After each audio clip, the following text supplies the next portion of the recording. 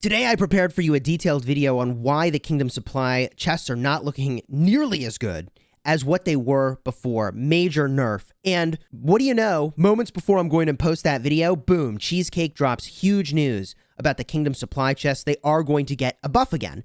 So let's talk about exactly what Cheesecake has shared, and then you can get into the rest of the video where we bring on Tripod, who's one of the data specialists in Kingdom 75, who looked at over 16,000 Kingdom Supply chests, hundreds of Barbarians. I mean, the dude is exactly who we need to talk to really unpack what had changed.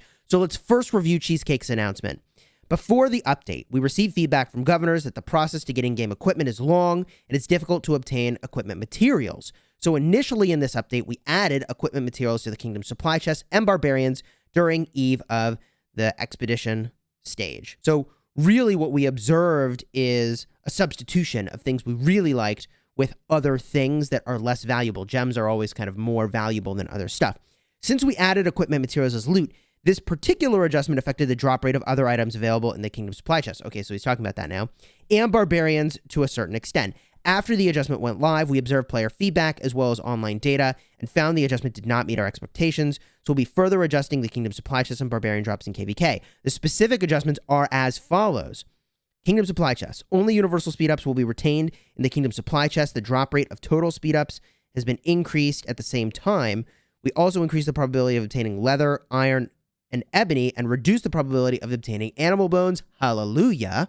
Barbarians increased the probability of getting leather, iron ore, and ebony after defeating the Barbarians during KVK, and increased the total number of equipment material drops. At the same time, for governors who use Kingdom Supply chests between the update and now, will be receiving compensation based on the amount of Kingdom Supply chests used during that time. So that's good news. As soon as this goes live, we will evaluate how it's been rebalanced and what that looks like.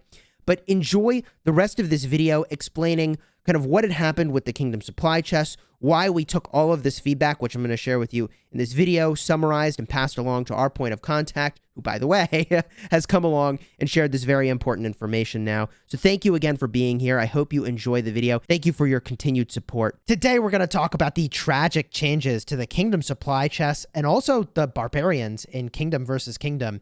Here's another 500 of these chests getting opened, and we're going to talk about exactly why these changes are not so great for both spenders and free-to-play players.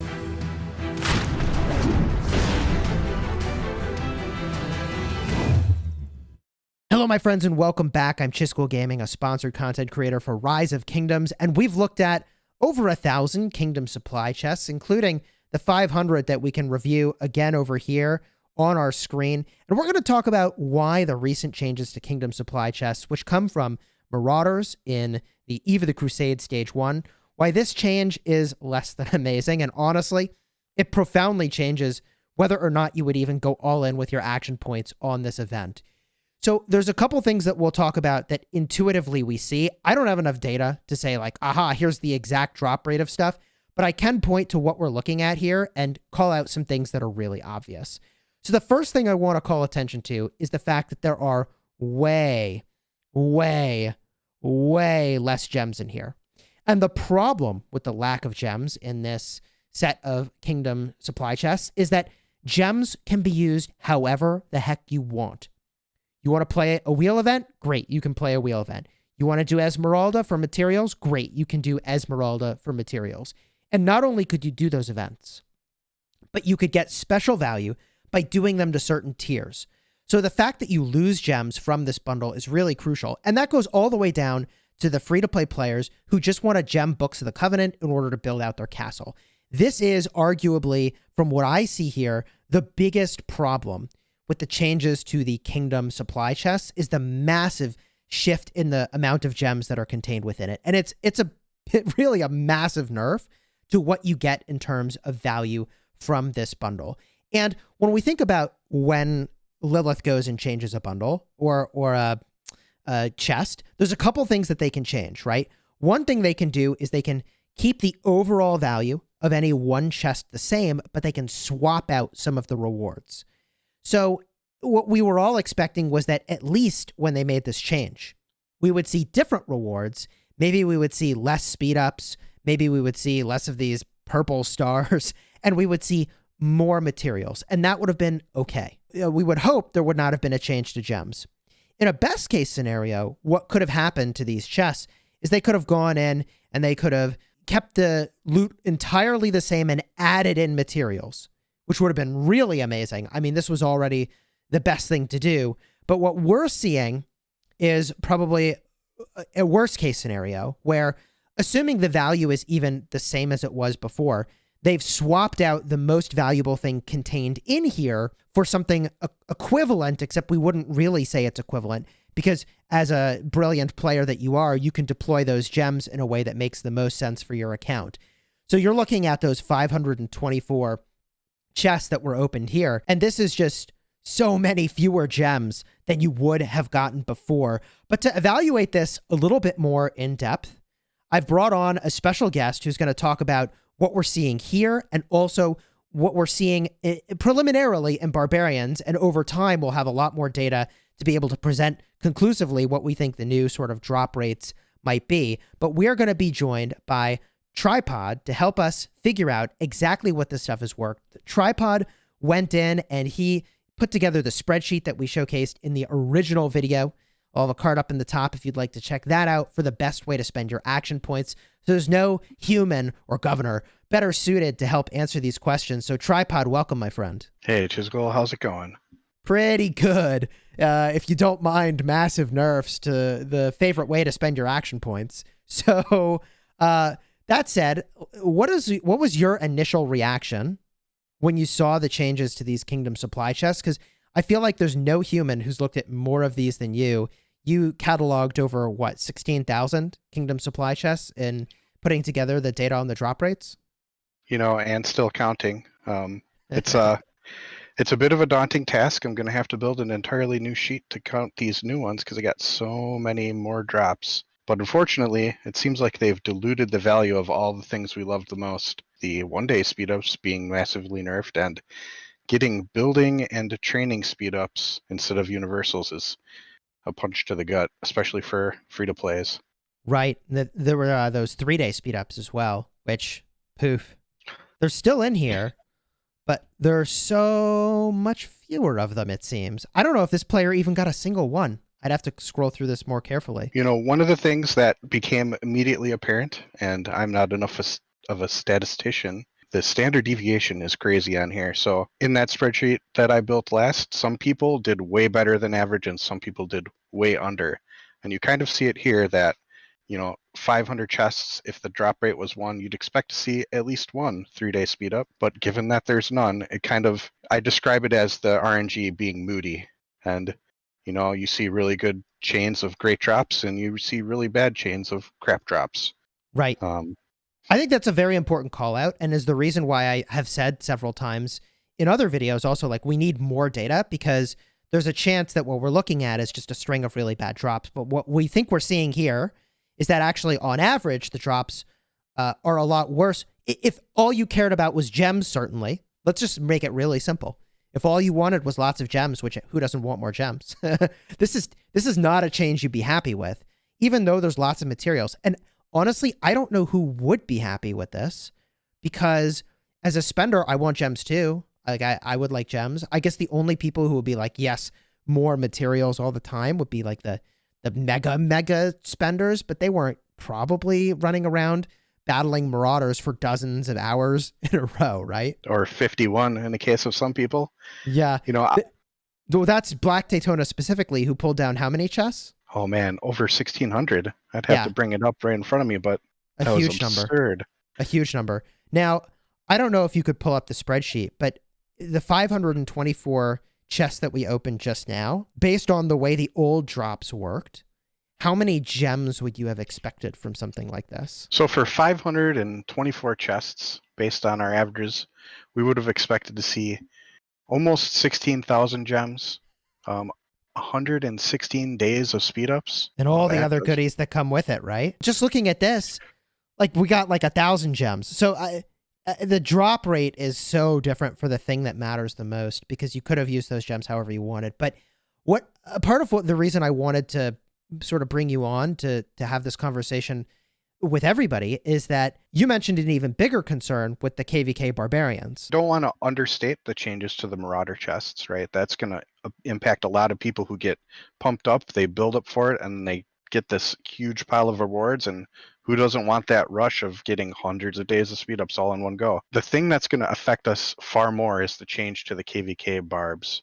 Based on limited data, the 70 or so barbs I've collected so far, we're going to see far fewer training speedups than we did in the past, and that has implications for growing accounts and, active fighters. You need training speedups in order to kill troops. And if you're not getting them, you're not going to be able to kill as many troops. It does seem like they swapped out some amount of the universal speedups and the training speedups to add in the materials, because when you get a material drop, you don't get any speedups at all. And then also some healing speedups. So we've lost the flexibility of being able to use the universals for healing or whatever you want. And we've lost some of the training speedups as well to train the troops to go battle. And you always need more troops, but you may not need to heal troops, but most people do, right? Most of the players that are going to be worried about this are going to be battling in the open field, and they would be concerned about their volume of troops. But let's talk about maybe the gem value of what we're looking at. So if we swap out 20 minutes of speed ups, how many gems of value is that worth compared to 2 gray bones? Well, you could argue that for someone who's mature, meaning, full tech researched and a couple billion troops, that there may be a gain for them, given that, a gray iron costs, 9 gems in the VIP shop. And based on what I see here, it looks like if you want to take that as the gem value for these materials, you might be coming out ahead. So looking at some of these, being able to get 2 green materials, that's, 72 gems from 1 barb drop. That's pretty solid. It's going to take a lot more data before I'm certain you should go spend 500,000 AP grinding barbs in KVK. The thing that really got me when I logged in this morning, and I was really excited, I'm finally going to craft my coin. I'm going to burn AP. It's going to be great. Free to play with the coin. I want to do it first, although I'm not technically free to play anymore. But then seeing the drop, it's crushing, because, one of the things I love to do is fill flags and be there for everyone and crush the enemies. This is going to have a bigger impact than I think Marauder Chest, because you spend way more time in KVK. You spend 3 days grinding Marauders, but you spend 50 days farming barbs. So the materials may actually be worth more on average than the speed ups, which is kind of exciting. That actually sounds like a good thing. And of course, it depends a little bit on the drop rate, but if the value is higher, that's good. But you got to cut the value by however much you think those bones are not worth. I said bones earlier, but bones are worthless. Actually, I didn't mean to ask a trick question, but it was a trick question. What are two gray bones worth? Nothing. But when you get something like I just was showing on the screen where we had leather, or okay, that is maybe worth more than the 20 minutes of speed ups. Although there's an assumption there that what was swapped out was 20 minutes of speed ups and not a higher amount of speed ups.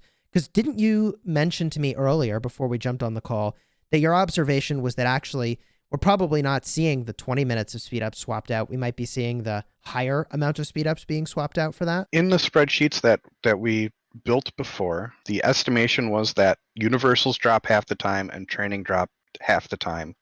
And for training speed ups, it was half 1 minute training speed ups and half 5 minute training speed ups. And so, 25, 25, and 50. And what it looks like, without being exhaustive, is that a lot of the 5 minute training speed up drops were traded for 5 minute healing and materials, rather than, the materials being augmented in. And maybe I set myself up for the disappointment I've realized is that, of course, they were going to substitute something, because barbs were probably too strong. In terms of value? In terms of value, when you get a little bit of tech, you can chain barbs, and in Heroic Anthem, chaining barbs is way stronger than it is anywhere else. Oh, yeah. Because the AP you're saving, right? You didn't just chain, and save 30 AP. You saved 80 AP, right? With chaining barbs, it's more a function of time. Spenders spend because they don't want to grind, but free-to-play's got to grind to keep up. If you're spending 30 minutes chaining barbs that have, air quotes, 30 AP worth of value, 30 minutes grinding barbs that have, 80 AP worth of value is going to do you way better.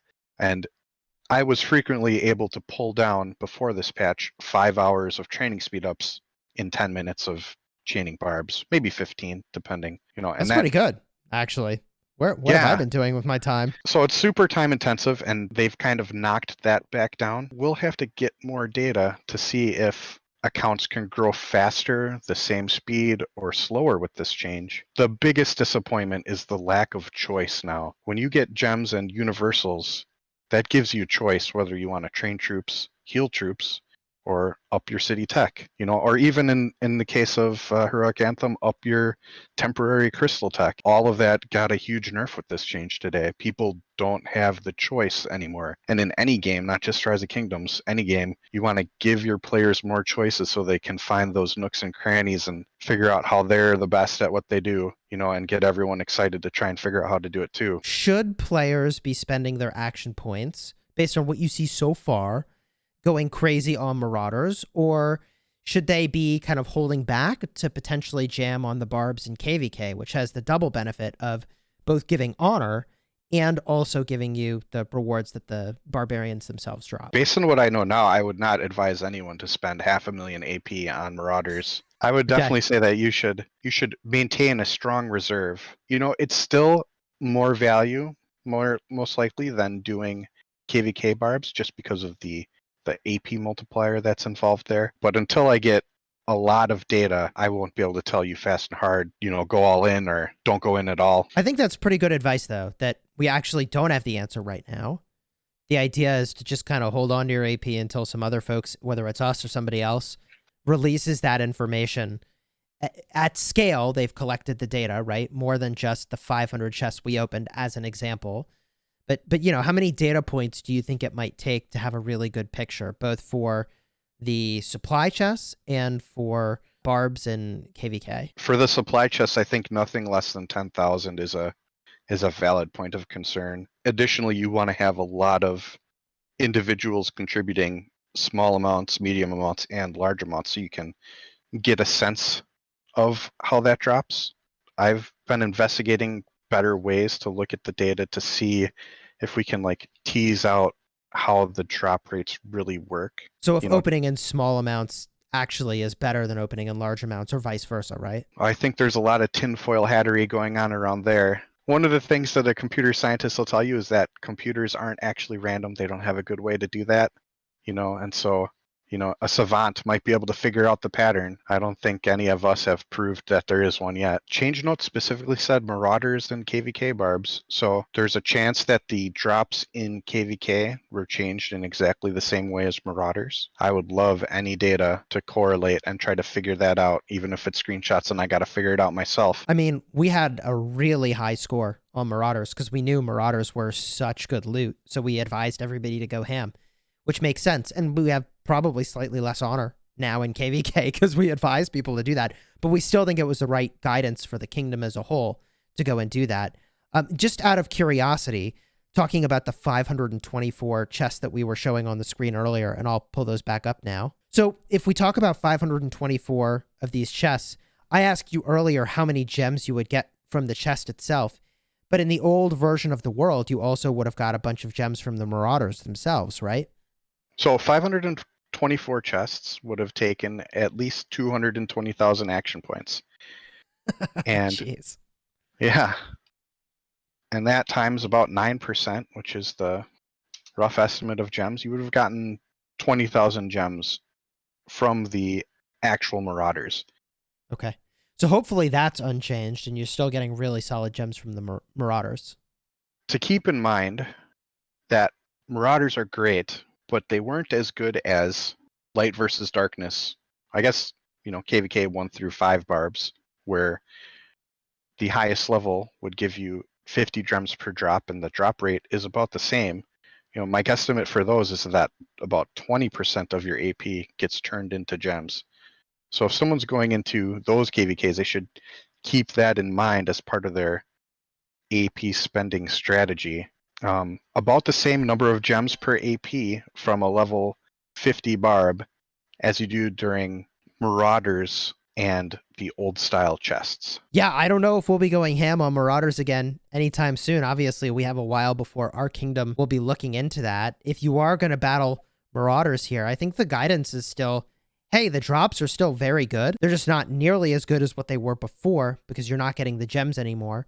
So compared to the other things you could do with your action points, you still get relatively high value. But your guidance, Tripod, was potentially just to hold on to the action points, maybe, till we figure more out, until people figure more out, and we see kind of what the new king or queen of action points actually is. Yeah, definitely. It's definitely not a slam dunk, why didn't you spend all your AP anymore? Whereas before you would have said, just spend all your AP on Marauders, don't even think. Yeah, I did. and this is our data person. So there you go. If you enjoyed this video, do me a huge favor.